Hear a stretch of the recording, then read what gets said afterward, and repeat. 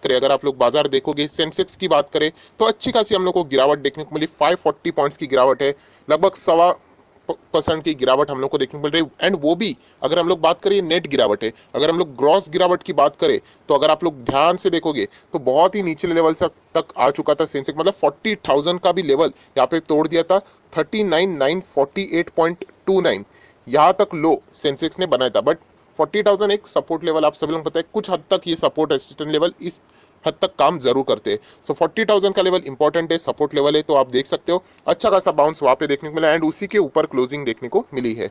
सो सवाल यही पूछा जा रहा है बार बार, सर हमेशा गिरावट होती है तो चल जाता है 100 पॉइंट, 200 पॉइंट, 300 पॉइंट, जब भी 500 पॉइंट से ज़्यादा, मतलब 1% से ज़्यादा कभी भी गिरावट होती है तो उसके पीछे कुछ ना कुछ कारण होता ही है। सो दोस्तों यही चीज़ें सारी हम लोग कवर करने वाले। एंड वापस कहना चाहूँगा, ये कोई मेरा दावा नहीं कि हर वक्त मैं सही जाता हूँ, कितनी बार मैं गलत भी गया हूँ, बट हमारी थिंकिंग पैटर्न अगर उस डायरेक्शन में रहेगी तो हमारे जो बोलते हैं ना प्रोबेबिलिटी, परसेंटेज जीतने के चांसेस हमारे ज़्यादा होते हैं। सो निफ्टी की भी अगर हम लोग बात करें तो आप देख सकते हो, अगर मोर देन अगर हम लोग बात करें यहाँ पे भी 1.25% से ज़्यादा की गिरावट देखने को मिल रही है, 11,700 के ही ऊपर क्लोजिंग देखने को मिल रही है। एंड सेम चार्ट पैटर्न आपको यहाँ पे भी देखने को मिलेगा। अगर निफ्टी की अगर मैं बात करूँ तो 11,711 इस लेवल तक ये निफ्टी यहाँ पे आ चुका था एंड वहाँ से उसने कमबैक करते हुए हम लोग को देखने को मिला है। तो दोस्तों जैसे मैंने आप लोगों को बताया, अमेरिकन बाजार, इंटरनेशनल मार्केट से प्रेशर डेवलप होते हुए देखने को मिल रहा है। अगर आप लोग डो जोन्स ये 30 का जो फ्यूचर है वो भी अगर आप देखोगे तो लगभग 250 पॉइंट के आसपास ये देखिए अभी भी देखने को मिल रहा है, हम लोग को गिरते हुए देखने को मिल रहा है। अगर आप इसका चार्ट पैटर्न भी देखोगे आज के दिन का, मैं एक दिन सिलेक्ट कर लेता हूँ एंड यहाँ पे कैंडल स्टिक ऑन कर लेता हूँ, सो आप लोगों को देखने को मिलेगा कि बहुत ही ज़्यादा कमजोरी है। यहाँ पे बार बार हम लोग को लाल निशान के बड़े बड़े कैंडल्स मार्केट को नीचे लेके जाते हुए देखने को मिले हैं। एंड इसका ही रीज़न है दोस्तों, जो कि मैं ऑलरेडी आप लोगों को बता चुका हूँ, हम लोग वापस उसी के ऊपर आएंगे, बट उससे पहले ग्लोबल मार्केट के ऊपर भी यहाँ पे आ जाते हैं। आप देख सकते हैं ये ग्लोबल मार्केट है, यहाँ पे भी हम लोग को गिरावट देखने को मिली, बट खास करके अगर हम लोग बात करें तो यूरोपियन बाजार, ये सारे के सारे यूरोपियन बाजार से। बट दोस्तों एक खास बात देख लेना, बहुत ही इंपॉर्टेंट चीजें समझा रहे हो दोस्तों, यहाँ पे आप देख सकते हो डैक्स, जर्मनी का डैक्स लगभग 267 पॉइंट डाउन है, लगभग 2.13% डाउन है। देख सकते हैं आप लोग यहाँ पे, ये भी डाउन ही हम लोगों को देखने को मिल रहा है। फ्रांस की भी अगर हम लोग बात करें वो भी हम लोग को डाउन देखने को मिल रहा है, बट कितना डाउन है यहाँ पे 0.43%, 0.11%, राइट। तो यहाँ पे इतनी गिरावट क्यों है आप देख सकते हो, डैक्स में इतनी गिरावट क्यों, ये भी तो यूरोप में ही आता है। सो दोस्तों ये रीजंस आप लोगों ने सर्च करने चाहिए। क्या आप इतने डीप स्टडी करते हो? ये स्टडी अगर आपको करने की आदत लग गई तो डेफिनेटली आप लोगों को स्टॉक मार्केट में कब गिरावट हो सकती है, उसकी पॉसिबिलिटी क्या है, उसमें से अगर आप लोग 10 बार अंदाजा लगाओगे तो उसमें आप लोग 5 से 6 बार सही जाने की कोशिश कर सकते हो। तो अभी मैं आप लोगों को दिखाऊंगा, ये देख लेना, यहाँ पे ज्यादा गिरावट देखने को नहीं मिल रही, बट यहाँ पे देखना बहुत बड़ी गिरावट है। तो चलिए डेक्स मतलब जर्मनी के रिलेटेड हम लोग यहाँ पे ऊपर आ जाते हैं। सो दोस्तों जर्मनी के यहाँ पे ग्राफ के ऊपर हम लोग आ चुके हैं। कौन सा ग्राफ? ऑब्वियसली कोविड का ग्राफ। में इससे पहले भी आप लोगों को बता चुका हूँ कि कोविड ही एक ऐसा चीज है जो कि मार्केट को यहाँ पे प्रेशर में जबरदस्त डाल सकता है। ये देखिए जर्मनी का ग्राफ आप देखोगे तो सारा खेल आपको समझ में आ जाएगा दोस्तों। यहाँ पे जहाँ पे जर्मनी की अगर आप लोग पुरानी बात करें, जहाँ पे आप यहाँ पे नंबर्स देख लेना, आप लोगों को देखने को मिल रहा है 219, या फिर अगर हम लोग बात करें 300, 500, राइट, 600।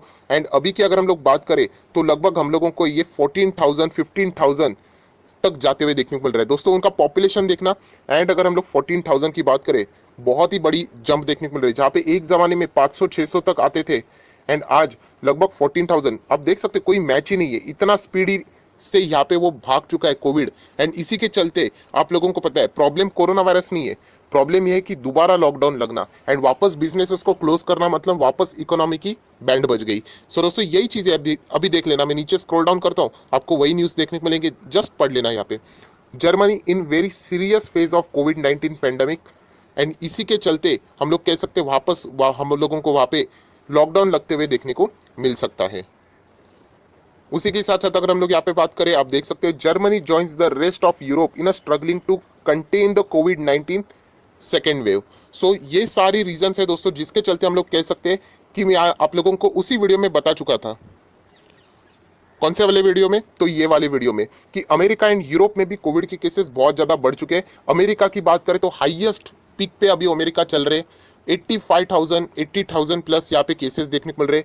यूरोप के जितने भी कंट्रीज है, रशिया से लेके, पहले वहाँ पे 500 आते थे, आज लगभग 6,000, 10,000, 15,000, 20,000, इटली 30,000, इतना सा देश है जहाँ पे 6,000 पहले केसेस आए थे तो वो कंट्रोल नहीं कर पा रहे थे, अभी 30,000 तक जा चुके हैं। फ्रांस की अगर मैं बात करूँ तो वहाँ पे वापस इमरजेंसी डिक्लेयर कर दिए, हेल्थ इमरजेंसी। उसी के साथ साथ यूके की बात करें तो वहाँ पे वापस बहुत सारी जगह पे दोबारा लॉकडाउन, फ्रेश लॉकडाउन वहाँ पे लग चुका है। फ्रांस की भी बात करें तो फ्रेश लॉकडाउन है, बहुत जगह पे वापस कर्फ्यू लगाना पड़ रहा है। सो दोस्तों आप समझ सकते हो कि ये इंटरनेशनल बाजार की ये खबरें हैं एंड इसी के चलते हमारे मार्केट में भी उसका प्रभाव देखने को मिल रहा है। मैंने आपको ये भी बताया था कि अमेरिका एंड यूरोप को अगर आप डिफ्रेंशिएट करोगे तो यूरोप में लॉकडाउन जल्द लग जाएगा, बट अमेरिका में नहीं। क्यों? क्योंकि वहाँ पे इलेक्शन है, पॉलिटिकली कंसर्न है। अभी फिलहाल कंडीशन क्या होगी, उनके पावर में है या नहीं है वो एग्जैक्टली तो मुझे नहीं पता, बट अगर पावर में रहेंगे फिर भी कोई लॉकडाउन नहीं लगाएगा, क्योंकि जैसे मैंने कहा इलेक्शन का टाइम है। सो ये सारी चीज़ें अगर हम लोग देखेंगे तो यूरोप में तो हम लोग को ज़बरदस्त लॉकडाउन लगते हुए देखने को मिल रहा है। यही चीज़ के कारण, यही डर के कारण हमारे इंडियन मार्केट में भी प्रेशर देखने को मिल रहा है। सो दोस्तों जैसे मैंने आप लोगों को बताया कि इंडिया के लिए थ्रेट कौन सा है, दोस्तों इंडिया के लिए थ्रेट ये है कि अभी हम लोग जो हमारी जो फेज 1 है उससे हम लोग रिकवर होना किधर अभी शुरू कर रहे हैं। बाकी कंट्रीज तो हम लोगों को अप्रैल मई में ही क्या होती थी, रिकवर होती थी। उसके बाद लगभग 3 से 4 महीना वो बिल्कुल यहाँ पे स्टेबल हो चुकी थी एंड सडनली अभी इस मंथ में हम लोग को स्पाइक देखने को मिला। वो स्पाइक का रीज़न मुझे ऐसा लगता है कि यूरोप में, आप सभी लोग पता है, यूरोपियन जो कंट्रीज है वो टूरिज्म के ऊपर बहुत ज़्यादा डिपेंड करते हैं एंड उन्होंने बहुत ज़्यादा टूरिज्म यहाँ पे ओपन करके रखा हुआ है। सो शायद से उसके बदौलत भी हम लोग कह सकते हैं कि प्रॉब्लम हुआ होगा।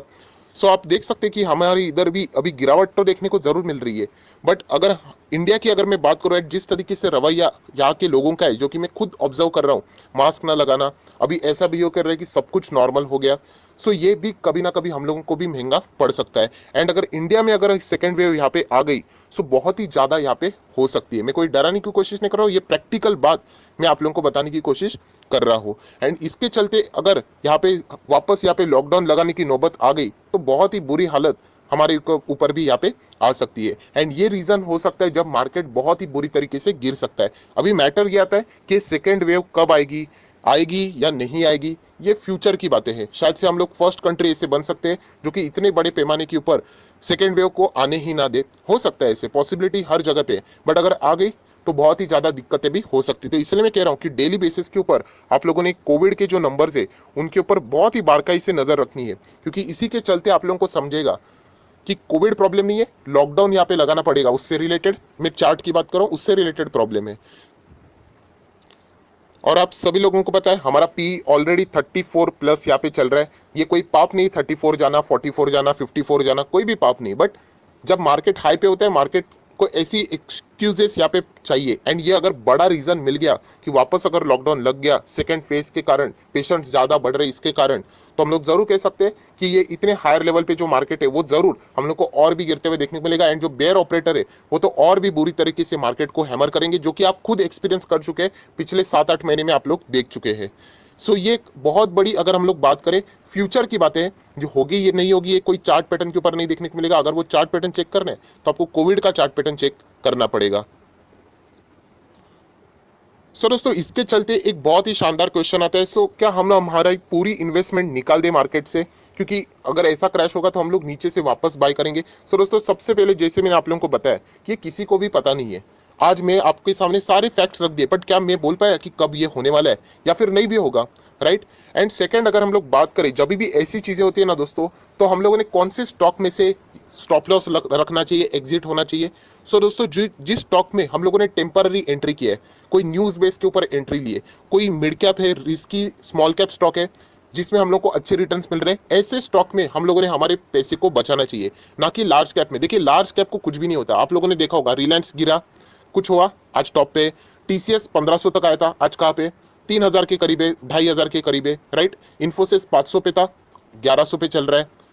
बैंक्स देख लेना, एचडीएफसी 700 पे थी, 1200 पे चल रही है। बताने का मकसद क्या है, जो लार्ज कैप स्टॉक होते हैं ना उनको कुछ प्रॉब्लम नहीं होता है। जो मिड कैप और स्मॉल कैप ने अगर अपनी पोजीशन बनाई होगी रिस्की स्टॉक्स में, तो वहां पे अपने प्रॉफिट को आप लोगों ने प्रोटेक्ट जरूर करना होता है।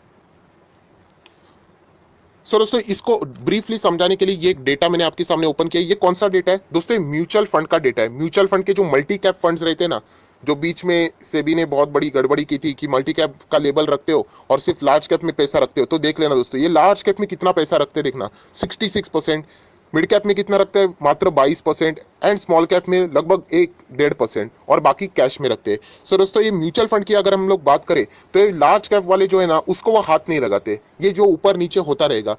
प्रॉब्लम कहाँ पे होती है, mid cap and small cap. सबसे ज्यादा प्रॉब्लम स्मॉल कैप में होती है, क्योंकि ये छोटी कंपनी होती है, फंडिंग भी छोटा होता है, बैलेंस शीट भी इतनी स्ट्रांग नहीं होती है, राइट। एंड अगर ऐसे कोविड के चलते वापस लॉकडाउन लगा तो क्या इनके पास इतना कैश है कि वो वापस सर्वाइव करे? तो इसीलिए ये स्मॉल कैप मिड कैप वाली फंड जो कंपनीज रहती है, वहाँ पे हम लोग को रिस्क ज्यादा देखने को मिल रही है। एंड जो लार्ज कैप वाले, उनको तो कोई टेंशन की बात नहीं है, अगर वो फंड रेस करना भी चाहे, आराम से वो QIP लाके आराम से फंड भी रेस करेंगे, बहुत सारे लोग रिस्पॉन्स भी देते हैं। सो दोस्तों, इस तरीके से मैं आप लोगों को ये सवाल का जवाब देना चाहूंगा, जो कि बहुत अच्छा सवाल था, कि कभी भी ऐसे गिरावट का माहौल बनता है तो अगर आपने कोई risky mid cap small cap में एंटर किया है तो वहां पे प्रॉफिट बुकिंग आप चाहो तो कर सकते हो, एंड वापस जब मार्केट नॉर्मल हो तो वापस उसको खरीद सकते हो, क्योंकि सबसे पहले एग्जिट ये mid cap and small cap में ही हम लोगों को होते हुए देखने को मिलता है। लार्ज कैप की बात करें तो ये आज भी है, ये फ्यूचर में भी रहेंगे, एंड कांस्टेंट रिटर्न थोड़ा थोड़ा करके आगे बढ़ के आप लोगों को ये देते रहेंगे। सो आई आशा करता हूं दोस्तों, मेन कंटेंट आपको यहाँ पे समझ में आया होगा कि बाजार यहाँ पे आज के दिन क्यों गिरा, यहाँ पे ज्यादा क्यों नहीं गिरा, वो भी मैंने आपको बता दिया, क्योंकि अभी तक इंडिया तक ये बात पहुंची नहीं है। यूरोपियन मार्केट में देखने को मिला। आज ये भी देखना है कि अमेरिकन बाजार कैसे रिएक्ट करता है, डॉ जोन्स कैसा परफॉर्मेंस करता है, उसके ऊपर भी आगे की रणनीति यहाँ पे डिपेंड करती है। सो आई आशा करता हूं आपको वीडियो अच्छा लगे तो जरूर लाइक कर देना, दोस्तों के साथ शेयर कर देना, तो उनको भी ये सारी बातें पता चल जाएगी। So that's it, thank you very much दोस्तों, we will be meeting our next video. तब तक के लिए बाय बाय।